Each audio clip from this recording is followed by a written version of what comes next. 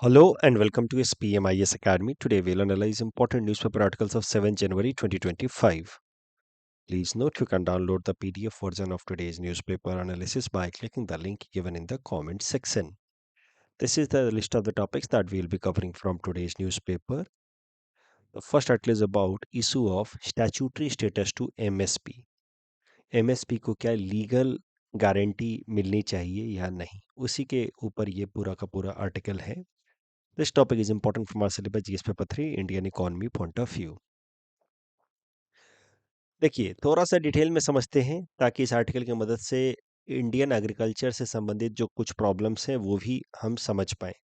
तो नीति आयोग के एक रिपोर्ट ऑन एग्रीकल्चर के हिसाब से भारत के अंदर जो फार्मर्स हैं उनकी लो इनकम के पीछे मेनली दो ही कारण हैं. Crop failure, time to time फसल खराब हो जाती है, and market failure. Market failure मतलब मार्केट से उनको सही रिटर्न या प्राइस नहीं मिलता है उनके क्रॉप के लिए. अब crop failure happens due to poor monsoon या फिर एनिमल अटैक सीटीसी. और इसके लिए तो कई सारी स्कीम्स हैं क्रॉप फेलियर के अगेंस्ट फार्मर्स को प्रोटेक्शन देने के लिए, जैसे कि प्रधानमंत्री फसल बीमा योजना हमने कुछ दिनों पहले न्यूज़पेपर एनालिसिस में किया था, और weather based crop insurance scheme वो भी हमने देखा था. साथ ही साथ मॉनसूनल फेलियर के अगेंस्ट प्रोटेक्ट करने के लिए फार्मर्स को कई सारी इरिगेशन स्कीम्स चलाई जा रही हैं, जैसे कि प्रधानमंत्री कृषि सिंचाई योजना एंड ऑल. लेकिन जो मार्केट फेलियर है, यानी कि मार्केट से अगर बम्पर प्रोडक्शन कर भी दिया फार्मर्स ने, अच्छा खासा प्रोडक्शन कर भी दिया, तो उस केस में एक दूसरा रिस्क अब शुरू हो जाता है कि अब चूंकि सारे फार्मर्स ने एक पर्टिकुलर क्रॉप को खूब सारा प्रोड्यूस किया एक पर्टिकुलर सीजन में, तो अब उस क्रॉप का प्राइस मार्केट में डिक्लाइन कर जाएगा because of the market forces of demand and supply. So now supply is more, demand is less, so price will go down. और उस केस में जब प्राइस नीचे जाएगा तो फार्मर्स को नुकसान उठाना पड़ेगा. तो फार्मर्स को तो दोनों चीजों से डर लगता है. कम प्रोडक्शन हो तो भी प्रॉब्लम, ज्यादा प्रोडक्शन हो जाए, सारे के सारे फार्मर्स बम्पर प्रोडक्शन कर दे तो भी प्रॉब्लम. तो क्रॉप फेलियर से बचाने के लिए कई सारे इनिशिएटिव्स लिए गए हैं. मार्केट फेलियर से बचाने के लिए जो सबसे महत्वपूर्ण इनिशिएटिव है भारत सरकार का वो है एमएसपी. कि कोई बात नहीं, सरकार इस कानून इस स्कीम के अंतर्गत, MSP minimum support price scheme के अंतर्गत फार्मर्स को गारंटी देती है कि कोई बात नहीं, अगर मार्केट में आपको सही प्राइस नहीं मिलता है अपने क्रॉप का, तो हम आपको इन इन पर्टिकुलर क्रॉप्स के ऊपर ये मिनिमम प्राइस तो देने की गारंटी देते हैं. इससे होता क्या है, फार्मर्स को एक प्राइस की गारंटी मिल जाती है. तो आप कह सकते हैं कि MSP is a kind of price guarantee scheme या प्राइस इंश्योरेंस स्कीम, जिसमें सोइंग के टाइम में ही, फसल के बीज लगाने के वक्त ही, फार्मर्स के लिए सरकार एमएसपी अलग अलग उनके क्रॉप्स के ऊपर अनाउंस कर देती है ताकि फार्मर्स को मोटा मोटा एक सिक्योरिटी मिल जाता है. एमएसपी जैसे कि मान लीजिए, इस एग्जांपल की मदद से बात की जाए, तो अगर 50 रुपए पर केजी एमएसपी अनाउंस किया गया है इस पर्टिकुलर क्रॉप के लिए, तो अब फार्मर अगर इस क्रॉप को हायर अमाउंट में बेच सकता है तो वेल एंड गुड, मार्केट में उसको हायर रिटर्न मिलता है तो well and good. Otherwise farmer can go to the local mandi, जहां पे भारत सरकार द्वारा स्टैब्लिश की गई agency food corporation of India का अपना एक स्टॉल होगा, जहां पे वो अपने क्रॉप को बेच सकता है और ये मिनिमम गारंटेड प्राइस वहां से ले सकता है. So this is how MSP protects farmers against market failure. MSP अलग अलग क्रॉप के लिए क्या होगा वो तय करती है cabinet committee of economic affairs. लेकिन वो cabinet committee on economic affairs MSP अलग अलग फसलों के ऊपर डिसाइड करने से पहले एक कमीशन से सुझाव लेती है. उस कमीशन का नाम है CSCP, commission for agriculture cost and practices. तो सीएससीपी रेकमेंड करता है और फाइनलाइज करती है cabinet committee on economic affairs. तो ये इस तरीके से एमएसपी तय होता है अलग अलग क्रॉप्स के लिए. एमएसपी की शुरुआत अगर देखी जाए तो 1960s में ही कर दी गई थी in order to support the green revolution. जब भारत के अंदर भारत सरकार ने हमारे फार्मर्स को high yield variety seeds introduce कराए, तो जब मैसिव प्रोडक्शन होने लगे because of those high yield variety seeds, तो फिर फार्मर्स के अंदर जो डर था कि अब मैसिव प्रोडक्शन होगा तो मार्केट क्रैश करेगा, उसके अगेंस्ट फार्मर्स को प्रोटेक्शन देने के लिए फिर भारत सरकार तभी 1960s में लेकर के आई थी एमएसपी. तो एमएसपी आप एक तरीके से कह सकते हैं played a very important role in making green revolution successful. देखिए 23 तरह के अलग अलग क्रॉप्स पे, कुछ रबी क्रॉप्स हैं, कुछ खारिफ क्रॉप्स हैं, उनके ऊपर एमएसपी तय करती है सरकार.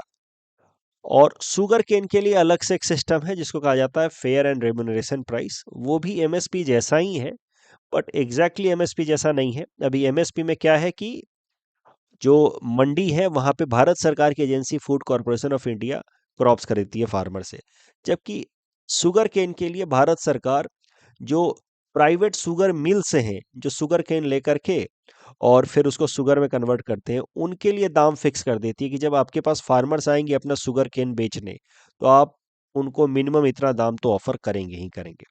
So that is how FRP system, which is for sugarcane, is slightly different with respect to MSP, which is available on 23 crops. MS Swaminathan committee. MS Swaminathan agriculture scientist हमारे देश भारत के, और MS स्वामीनाथन जी ही कहे जाते हैं फादर ऑफ ग्रीन रिवॉल्यूशन, क्योंकि इन्होंने ही भारत के अंदर हाई यील्ड वैरायटी सीड्स को इंट्रोड्यूस करवाया था। तो MS स्वामीनाथन जी के अंतर्गत एक कमिटी बनाई गई थी, इनके चेयरमैनशिप के अंतर्गत एक कमिटी बनाई गई थी with respect to upliftment of farmers economic condition.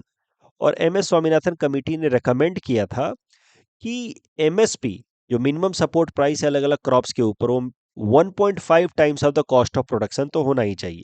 जैसे कि मान लीजिए किसी भी क्रॉप को ग्रो करने के लिए फार्मर को कॉस्ट इन्वेस्ट लगाना पड़ा है 20 रुपए पर केजी, तो उस पे मिनिमम एमएसपी तो 30 रुपए पर केजी होना ही चाहिए, 1.5 टाइम्स तो होना ही चाहिए।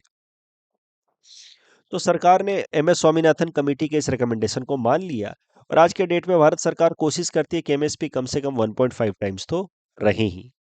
अब करंट इश्यूज पे आते हैं। देखिए, एमएसपी मैं इतनी दफा डिस्कस कर चुका हूं, मुझे लगता है 1-2 महीने पहले भी डिस्कस किया था मैंने।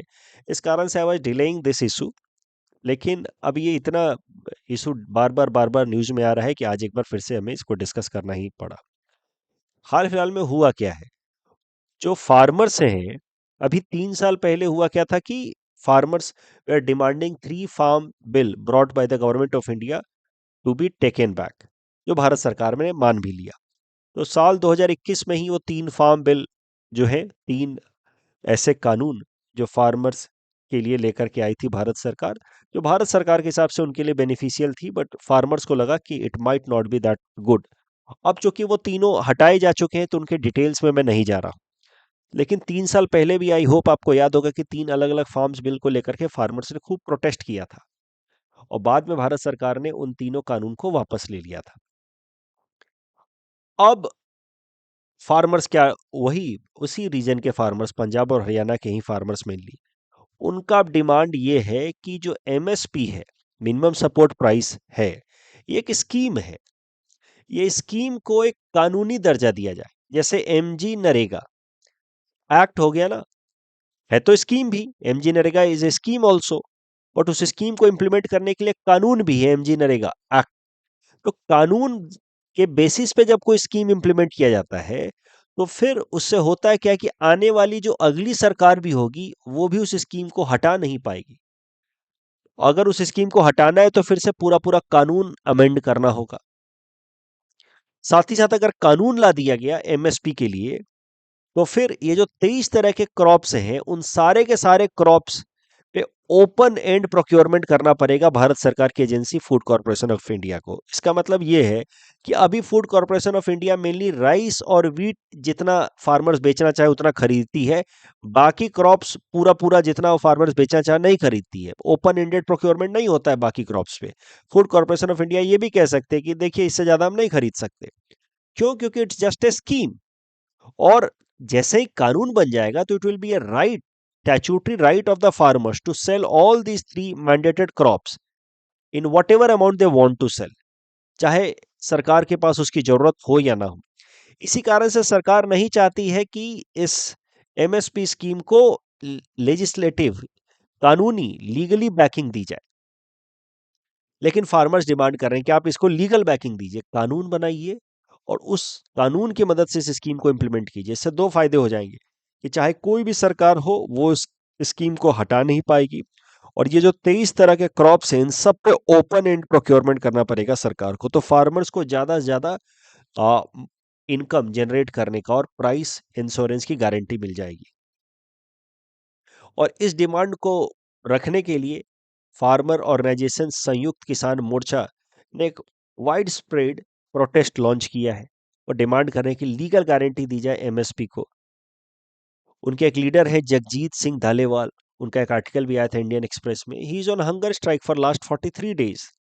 और हाल फिलहाल में parliamentary standing committee on agriculture, animal husbandry and food processing, parliamentary standing committee ने भी हाल फिलहाल में सजेस्ट किया है सरकार को कि एमएसपी को लीगली बाइंडिंग बना दिया जाना चाहिए, यानी कि एक कानून ला देना चाहिए एमएसपी के लिए।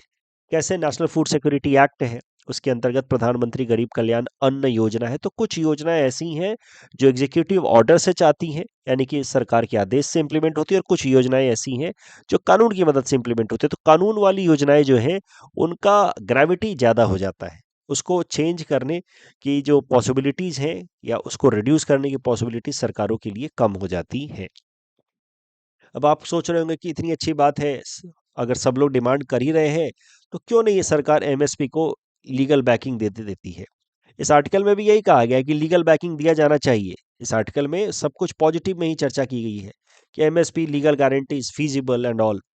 बट हम लोग थोड़ा सा नेगेटिव साइड भी देखते हैं, एमएसपी को लीगल बैकिंग देने से क्या समस्याएं हो सकती हैं। कुछ एक्सपर्ट्स का मानना है कि एमएसपी को लीगल स्टेटस देने से फिस्कल डिजास्टर आ सकता है, मतलब पूरी तरीके से भारत सरकार को अपना बजट मैनेज करने में बहुत सारी समस्याएं आ सकती हैं। इसको समझने के लिए थोड़ा समझते हैं कि आखिर एमएसपी का सिस्टम काम कैसे करता है। सरकार की जो एजेंसी है एफसीआई, वो फूड प्रोक्योर करके करती क्या है। तो मान लीजिए कि ये फार्मर है, इन्होंने कोई भी एमएसपी के अंतर्गत क्रॉप उगाया, जैसे कि राइस ही उगाया।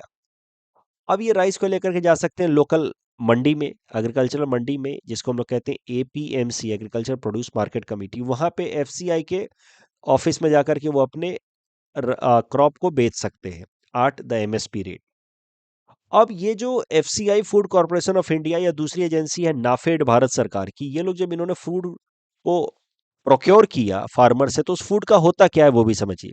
उस फूड को स्टॉक होल्डिंग की जाती है उसकी, यानी कि कहीं उसको स्टोर करके रखा जाता है, और फिर अलग अलग स्टेट गवर्नमेंट्स को वो पहुंचाया जाता है, और स्टेट गवर्नमेंट्स के थ्रू उस फूड को अलग अलग स्कीम्स के अंतर्गत पब्लिक डिस्ट्रीब्यूशन शॉप या राशन शॉप के थ्रू डिस्ट्रीब्यूट कराया जाता है। जैसे कि प्रधानमंत्री गरीब कल्याण अन्न योजना, जिसमें 5 किलोग्राम फूड ग्रेन दिया जाता है to the poor people free of cost every month.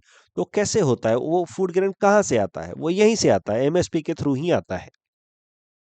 तो इस तरीके से आप कह सकते हैं कि एमएसपी जो है वो बड़ा फंडामेंटल है for distribution of food grain under different government of India scheme. जैसे कि अ, प्रधानमंत्री गरीब कल्याण अन्न योजना की हमने बात कर ली है, पीएम पोषण, जिसके अंतर्गत जो चिल्ड्रन है, स्कूल गोइंग चिल्ड्रन, उनको हॉट कुक्ड मील खिलाया जाता है during the recess time.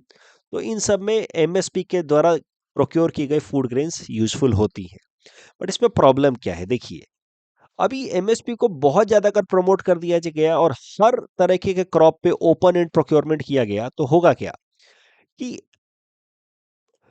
Farmers जो है वो ज्यादा अपना क्रॉप जो है वो मंडी में जाकर के एफसीआई को ही बेचना पसंद करेंगे। क्यों? क्योंकि एमएसपी एक तरीके से पॉलिटिकल टूल बन चुका है, और ईयर आफ्टर ईयर सरकार की एक तरीके से मजबूरी हो गई है कि एमएसपी उनको बढ़ाना ही बढ़ाना है। तो generally MSP remains higher than the market price. अब मार्केट में इसको अपना क्रॉप बेच के मिल रहा है 40 रुपए, जबकि एफसीआई में बेचेगा तो मिलेंगे 50 रुपए। जबकि होना उल्टा चाहिए था, इंश्योरेंस का अमाउंट कम होना चाहिए। इंश्योरेंस तो आप तब ना इस्तेमाल करते हैं जब आपको उसकी जरूरत हो, रेयरली कभी आप इस्तेमाल करते हैं when you are under threat, under risk. लेकिन यहाँ पे क्या है, जो एमएसपी एक इंश्योरेंस प्राइस है, it should be slightly lower than market price in normal case, normal circumstances.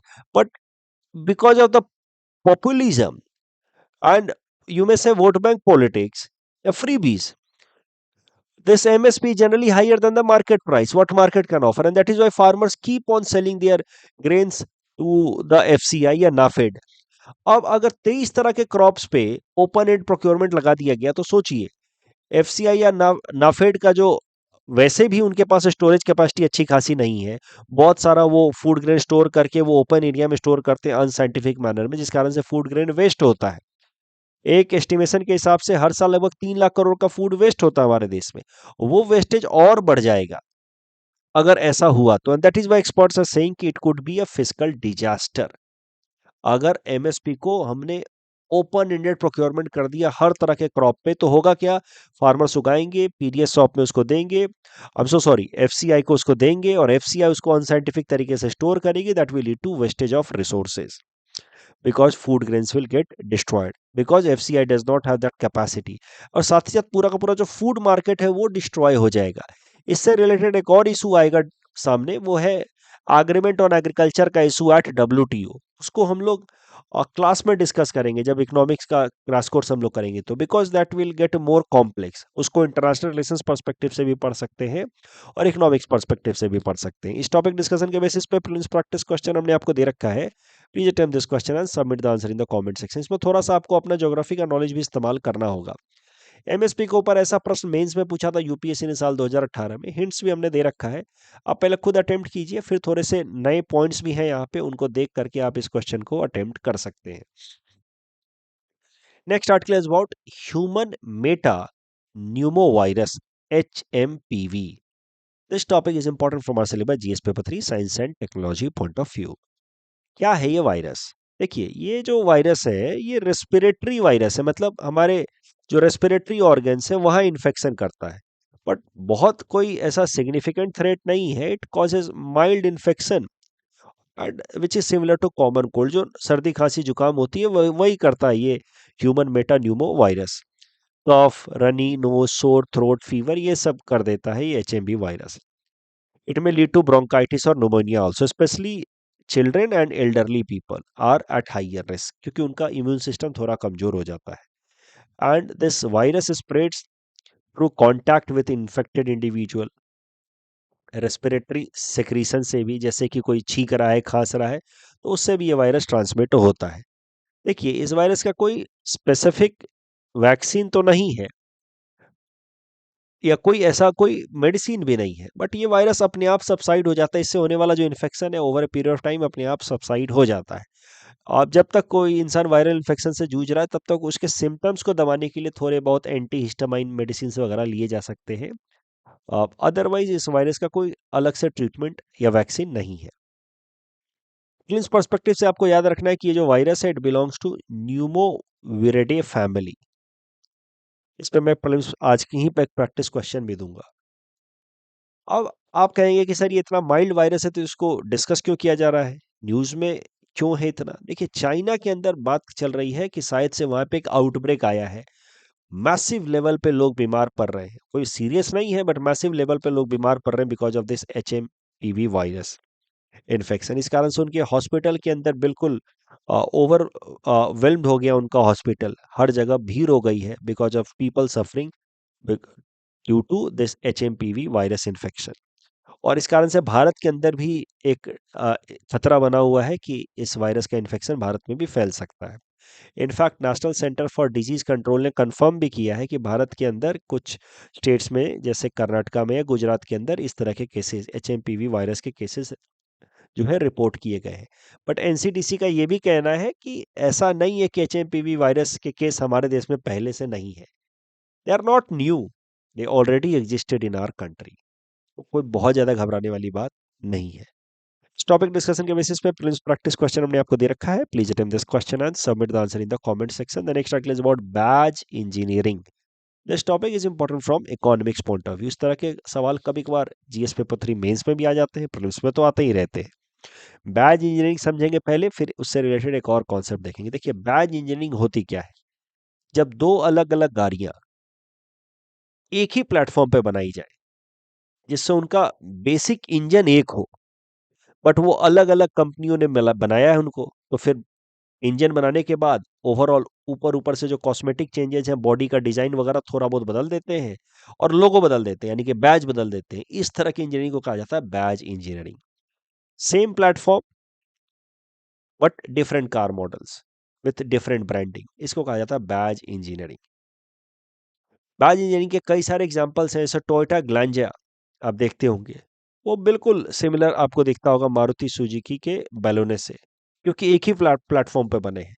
एक ही प्लेटफॉर्म पे बनाया, उसके बाद अलग अलग बैजेज लगा दिए। Grand Vitara, Urban Cruiser, Hyryder, again example of badge engineering. Hycross Invicto, essentially the same vehicle with other specific tweaks। तो इन्विक्टो का आपको ग्रैंड विटारा, आपको दोनों बैज इंजीनियरिंग के एग्जांपल्स हो सकते हैं। Hycross Invicto and Grand Vitara, Hyryder Grand Vitara. अभी बैज इंजीनियरिंग से फायदा क्या होता है? तो कॉस्ट कटिंग में काम आता है, क्योंकि एक ही प्लेटफॉर्म पे दोनों बन गया, टाइम भी बचता है। तो बैच इंजीनियरिंग से हुआ क्या कि production cost and development cost could be reduced significantly. इससे होता है क्या है कि कंपनियों को अपनी नई नई गाड़ियां लॉन्च करने में आसानी होती है, quicker time, lesser time to launch new product in the market. Most importantly ये आर्टिकल मैं कवर ही इसलिए कर रहा हूँ ताकि प्रीलिम्स में हो सकता है आपसे बैच इंजीनियरिंग पूछ ले क्या होता है, लेकिन मेंस में आपसे ये भी पूछ सकता है इकोनॉमीज ऑफ स्केल का कॉन्सेप्ट क्या होता है। तो most importantly batch engineering helps in economies of scale benefit also. तो क्या होता है इकोनॉमीज ऑफ स्केल का बेनिफिट, वो समझते हैं। देखिए, इकोनॉमीज ऑफ स्केल इस ग्राफ की मदद से समझिए। आप जब कोई सामान लेसर अमाउंट में बनाते हैं तो खर्चा ज्यादा होता है। जैसे जैसे आप लार्जर स्केल पे वही सामान प्रोड्यूस करना शुरू कर दे तो खर्चा घटने लगता है। जैसे आपको घर में या दुकान में 10 रसगुल्ले बनाने हो तो खर्चा ज्यादा लगेगा, लेकिन वही 100 बनाने हो तो खर्चा कम लगेगा। क्यों? क्योंकि बहुत सारी चीजें जो है वो बल्क लेवल पे इस्तेमाल हो जाती हैं। सबसे इंपॉर्टेंट तो है टाइम। 10 रसगुल्ले बनाने में अगर आपको 1 घंटा लगा, तो ऐसा नहीं है कि 100 रसगुल्ले बनाने में आपको 10 घंटे लगेंगे, ऐसा नहीं है। सीधा सीधा ऐसा लीनियर रिलेशन नहीं होता है। तो टाइम बच जाता है। बहुत सारे ऐसे रिसोर्सेज हैं जो काफी हद तक रिड्यूस हो जाते हैं जब आप लार्जर स्केल पे काम करते हैं। तो this is known as economies of scale. When you produce at larger scale, the cost of production per item comes down. ये ग्राफ को देखिए। When you produce at a larger scale, the cost of production comes down. इसी idea पे काम करते हैं cooperative society. जैसे अमूल की बात कर लीजिए। अब एक एक फार्मर अपने अपने लेवल पे मिल्क प्रोड्यूस करे और उसकी पैकेजिंग करे, ब्रांडिंग करे और जाकर के मार्केट में बेचे, तो उसको कमाई नहीं होगी, क्योंकि वो स्मॉल स्केल पे काम कर रहा है। तो एक ही आदमी कितने सारे काम कर सकता है? नहीं कर पाएगा, वो बड़े मार्केट में नहीं जा पाएगा। लेकिन अब सोचिए, 100 फार्मर्स हैं, 1000 फार्मर्स हैं, उनमें से कुछ फार्मर्स मिलकर के सिर्फ मिल्क प्रोड्यूस कर रहे हैं, कुछ जो है वो मिल्क की पैकेजिंग कर रहे हैं, बाकी जो है उसको लेकर के शहरों में जा रहे हैं और वहां पे कुछ लोगों ने मार्केट स्टैब्लिश किया हुआ है, अपना सेंटर स्टैब्लिश किया हुआ है, जहां पे वो अपने आउटलेट के थ्रू प्रोडक्ट को बेच रहे हैं। तो इस तरीके से फिर लार्जर स्केल पे जब प्रोडक्शन होता है तो फिर इनकम भी ओवरऑल बढ़ जाती है, क्योंकि कॉस्ट पर यूनिट प्रोडक्शन काफी नीचे चला जाता है। That is the example of economies of scale. तो economies of scale is seen in cooperative units where collective production is done. For example, Amul हो गया, हमारे स्टेट असम में वमूल हो गया। And economies of scale is also basic idea behind this badge engineering, जिस कारण से एक ही प्लेटफॉर्म पे अलग अलग कंपनियां अपनी गाड़ियां इंजन बनाती हैं। इस आइडिया के बेसिस पे मैंने आपको ये प्रॉब्लम्स प्रैक्टिस क्वेश्चन दे रखा है। Please attempt this question and submit the answer in the comment section. The next article is about golden Globe awards. Golden Globe awards के ऊपर पिछले साल भी एपीएससी प्रीलिम्स में प्रश्न पूछा था। थोड़ा सा देख लेते हैं, क्या पता प्रीलिम्स में प्रश्न पूछ ले एपीएससी या यूपीएससी प्रीलिम्स में। The Golden Globe awards 2025, the best drama movie award दिया गया है ब्रूटलिस्ट को। Brutalist is a story of a holocaust survivor chasing American dream. American dream मतलब अमेरिका के जीवन को में American dream, specific kind of life shown in Hollywood movies, right. तो हॉलोकास्ट सर्वाइवर की एक कहानी है। Holocaust survivors are basically Jews who were subjected to concentration camp during the interwar period by Hitler and his overall Nazi army. Best comedy या musical movie category में Emilia Perez को मिला है। ये इतना इंपॉर्टेंट नहीं है। बाकी सारे इतने इंपॉर्टेंट नहीं है, बट एक बार नजर दौड़ा लीजिए बेस्ट एक्टर किसको मिला है एंड ऑल। बहुत पूछेगा मुझे लगता है, तो ये पूछ लेगा कि बेस्ट ड्रामा मूवी का अवार्ड किसको मिला है। ब्रूटलिस्ट, क्योंकि इसकी बड़ी चर्चा हो रही है, सब लोग इसकी बात कर रहे, तो हो सकता है प्रीलिम्स में पूछ ले। एक बार ये देख लीजिएगा प्रीलिम्स से पहले, best supporting actor and all. तो दो कैटेगरीज में अवार्ड दिए गए हैं, best drama and best comedy और म्यूजिकल मूवी। ठीक है, तो वो एक बार देख लेंगे। प्रीलिम्स से पहले एक बार देख करके जाएंगे। आज तो आप बस नाम एक बार सुन लीजिए, द ब्रूटलिस्ट। इसको मिला द बेस्ट ड्रामा मूवी का अवार्ड। इंडस वाले सिविलाइजेशन से रिलेटेड सेकंड स्टेटमेंट और इज रॉन्ग, बाकी सब सही है। Data protection law, all of the statements are correct. Here also all statements are correct. तो यहाँ पे कल ज़्यादातर स्टेटमेंट सारे सही ही थे। That's all from our side for today. Thanks for watching.